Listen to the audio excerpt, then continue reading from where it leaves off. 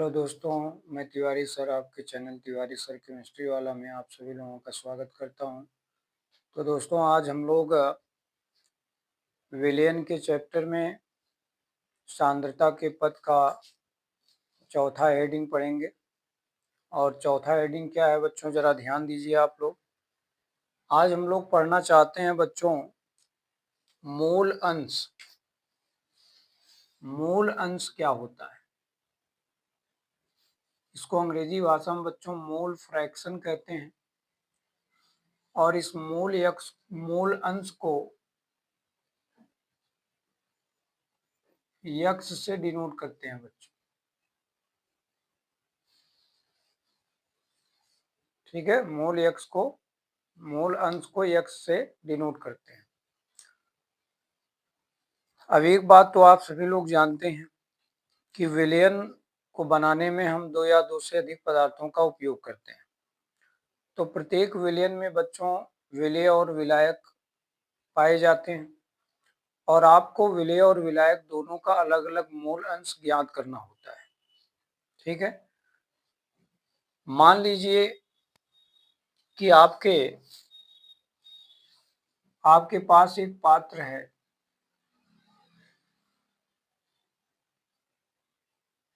और इस पात्र में आपने दो पदार्थ लिया है, एक लिया है विलेय और दूसरा लिया है विलायक।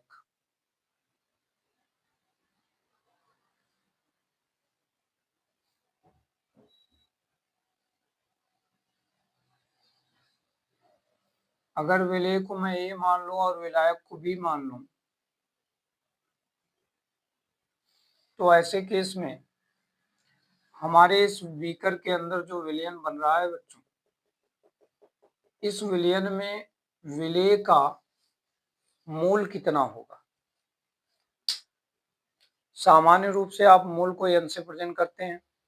अगर मैं कहूं कि विलेय के मोल कितने होंगे तो इसको हम Na लिख सकते हैं। विलायक का मूल कितना होगा बच्चों, मोल को किससे प्रेजेंट करते हो, n से, और विलायक कौन है, B, तो विलायक के मूल Nb हो जाएंगे। ऐसे केस में अगर मैं विलयन का कुल मोल निकालूं तो मेरे पास विलयन का कुल मोल निकल कर क्या आएगा बच्चों। अगर मैं विलेय और विलायक दोनों के मोल को आपस में जोड़ दूं तो मुझे मिल जाता है बच्चों विलयन का कुल मोल। ठीक है, विलेय और विलायक के मोलों का योगफल क्या कहलाता है, विलयन का कुल मोल कहलाता है। अब यहाँ पर देखो बच्चों, हम विलेय का मूल अंश निकालना चाहते हैं। विलेय का मूल अंश, अभी मैंने बताया कि मूल अंश को यक्स से डिनोट किया जा रहा है। तो विलेय का मूल अंश जब हम निकालेंगे बच्चों तो पहले यक्स लिखेंगे और विलेय का निरूपण कौन कर रहा है, ये, तो इनका कंप्लीट जो सिंबल होगा बच्चों वह यक्स ए होगा। अब अगर मैं विलेय का मूल अंश निकालता हूं तो मुझे ऊपर क्या लिखना पड़ेगा, ऊपर लिखना पड़ेगा विलेय ए का मूल बटे विलयन का कुल मूल। क्या लिखना पड़ेगा बच्चों, विलेय के मूल बटे विलयन का कुल मूल। तो विलेय के मूल कितने हैं, Na है। विलयन का कुल मूल कितना है, Na प्लस Nb, तो यहाँ पे हमने उसको लिख दिया Na प्लस Nb।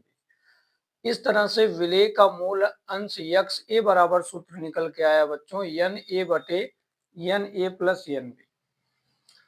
इसी तरह अगर हम विलायक का मूल अंश निकालते हैं तो विलायक का मूल अंश प्रेजेंटेशन क्या बनेगा बच्चों, यक्स बी बनेगा और इनका सूत्र निकल के आएगा इनके अनुसार Nb बटे Na प्लस Nb। ठीक है, तो आप देख रहे हैं विलेय हो या विलायक हो, नीचे के पद में कोई बदलाव नहीं हो रहा है, ऊपर के पद में बदलाव हो रहा है। अगर विलेय की बात की जाएगी तो Na लिखा जाएगा, विलायक की बात की जाएगी तो Nb लिखा जाएगा। इस तरह से हम लोग विलेय और विलायक का मूल अंश अलग अलग सूत्रों के द्वारा निकाल सकते हैं। अब बात आती है ऐसे केस में विलयन का कुल मूल अंश कितना होगा। तो विलयन का कुल मूल अंश बराबर होगा विलेय का मूल अंश प्लस विलायक का मूल अंश। ठीक है, विलेय का मूल अंश कितना आया बच्चों, ये आया, इसको मैंने इसके नीचे रख दिया। विलायक का मूल अंश कितना आया है, यह आया है, इसको मैंने इसके नीचे रख दिया। इस तरह से जब मैं इस पद को सरल करता हूं बच्चों, तो जैसा कि आप देख रहे हैं हर की पोजीशन में एलसीएम एक जैसा आएगा और यहाँ पर उत्तर आपका आ जाएगा N A plus N B. अब N A plus N B ऊपर भी है नीचे भी है, दोनों मान समान है, तो कटने के बाद उत्तर कितना आया बच्चों, एक। इससे सिद्ध होता है कि प्रत्येक विलयन का, ध्यान दीजिए बच्चों, प्रत्येक विलयन का कुल मूल अंश हर समय एक प्राप्त होता है। इससे ये बात सिद्ध हो गई कि विलयन कोई भी आप बनाइए बच्चों, उस विलयन का कुल मूल अंश जब भी आप निकालेंगे तो उत्तर कितना आएगा, एक आएगा। इसी बात को हमने प्रेजेंटेशन रूप में लिखा, यक्स ए प्लस यक्स बी बराबर एक। तो सोचिए अगर मैं यक्स ए निकालना चाहूं तो क्या करूंगा, 1 को इसी तरह उतारूंगा, यक्स बी को इस दिशा में ट्रांसफर करूंगा, तो हमें यक्स ए का मान इस सूत्र से भी मिल सकता है। ठीक है, यक्स ए क्या है बच्चों, विलेय ए का मूल अंश, विलेय ए का मूल अंश बराबर 1 माइनस विलायक बी का मूल अंश। ठीक है, इस फार्मूले से एक बात आपको ये समझ में आनी चाहिए कि जब जब विलेय ए का मूल अंश बढ़ेगा तब तब विलेय ए के मूल भी बढ़ेंगे। यानी मैं इनको इस प्रकार भी कह सकता हूं कि जिस विलयन में विलेय का मूल अंश ज्यादा होगा उस विलयन में विलेय के मूल भी ज्यादा होंगे, जिस विलयन में विलायक का मूल अंश ज्यादा होगा उस विलयन में विलायक का मूल भी ज्यादा होगा। ठीक है, तो इस तरह से मूल अंश से संबंधित ये दो फार्मूले हैं जो आपको याद रखने हैं। इनसे जुड़ा हुआ एक नियम यहाँ निकल के आया जो मैंने आयत कर दिया है, इसको आप समझ गए होंगे कि कुल मूल अंश एक कैसे आता है। यहाँ मैंने आपको जोड़कर दिखाया, एक इस तरह से आ रहा है। अब तुम्हारी बोर्ड परीक्षा में बच्चों यहाँ से संबंधित आंकिक प्रश्न आते हैं। मेजर पॉइंट यही है कि आंकिक प्रश्न आपको हल करने आना चाहिए। तो आंकिक प्रश्न मूल अंश पर आधारित कैसा आता है, मैंने एक प्रश्न यहाँ लिखा है, जरा देखिए इसमें क्या है।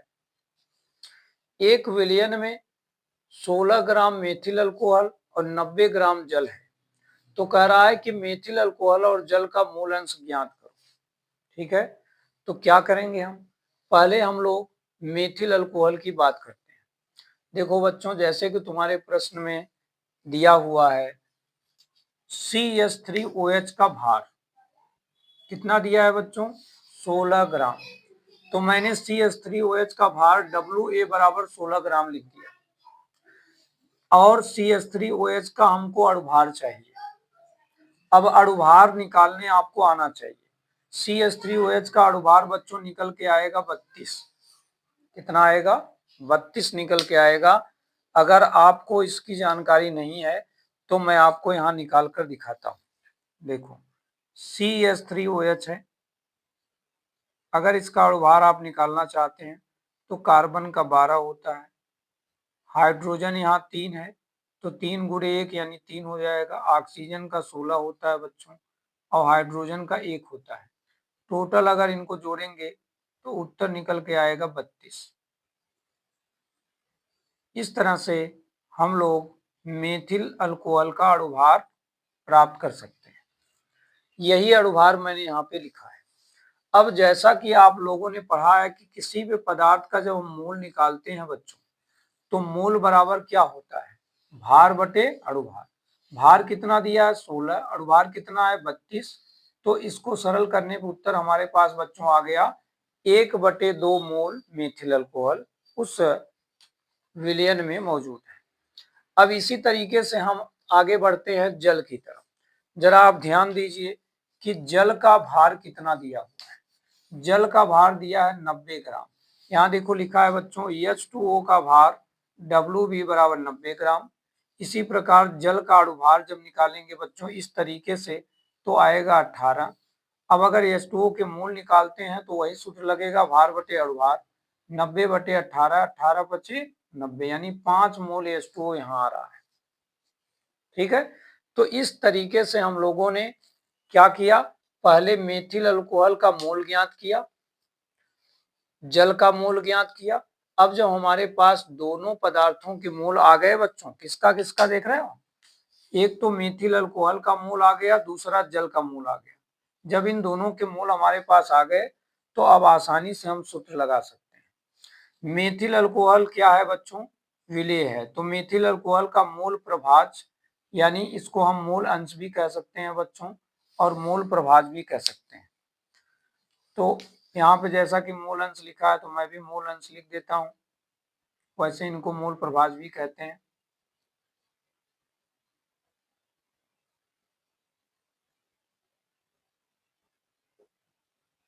तो CH3OH का मोल अंश यक्स ए बराबर, सूत्र देखो बच्चों यहाँ ये देख रहे हो, ये सूत्र है, यही सूत्र यहाँ पे लिखा गया है, Na/Na प्लस Nb।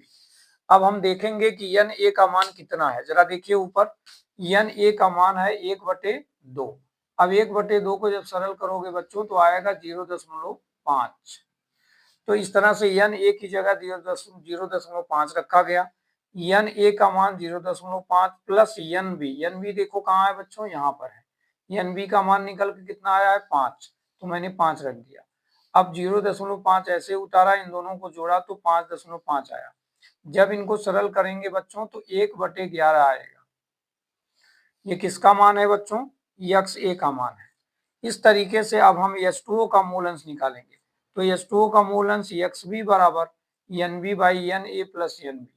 ऊपर से सब मान हमने यहाँ रख दिया, इसको सरल किया तो बच्चों इसका मान आया है निकलकर 10/11। तो इस तरह से आपने देखा कि इस विलयन में जो दो लोग थे, दोनों का मूल अंश हम लोग इस फार्मूले से सरलता पूर्वक निकाल सकते हैं। ठीक है, यहाँ ये सिद्ध किया गया है बच्चों कि जो भी मान विलेय और विलायक का आएगा उनके मूल अंश को अगर हम जोड़ेंगे तो उत्तर 1 आना चाहिए। आइए जोड़ के देखते हैं कि उत्तर 1 आता है कि नहीं। जैसा कि आप देख रहे हैं यहाँ XA का मान, ध्यान दो बच्चों, हमें ये देखना है कि XA प्लस XB का मान कितना आएगा। तो XA का मान देखो यहाँ 1/11 आया है बच्चों, प्लस XB का मान 10/11 आया है। अब अगर इसको हम लोग सरल करें तो उत्तर हमारे पास निकल के आता है 11/11, और अगर इसको भाग देंगे तो उत्तर कितना आ गया बच्चों, 1। यानी यही बात यहाँ भी सिद्ध हुआ कि दोनों मूल अंश का योगफल जब भी करेंगे तो उत्तर हमको 1 मिलेगा। ठीक है, तो ये बात आपको याद रखना है, कोई भी विलयन हो उसमें जितने भी पदार्थ होंगे सभी पदार्थों के मूल अंश का योगफल हर समय कितना आएगा बच्चों, 1 आएगा। ये बात हमने आपको इस आंकिक प्रश्न के द्वारा भी सिद्ध करके दिखाया। ठीक है बच्चों, तो आज हम लोग सांद्रता के चौथे पद के बारे में जानकारी प्राप्त कर लिए हैं। अब अगले दिन हम लोग 5वें पद की जानकारी करेंगे। ठीक है, तो आप सभी लोग वीडियो को लाइक और शेयर करते रहिए और साथ ही साथ अपने चैनल के साथ इसी प्रकार बने रहिए। धन्यवाद।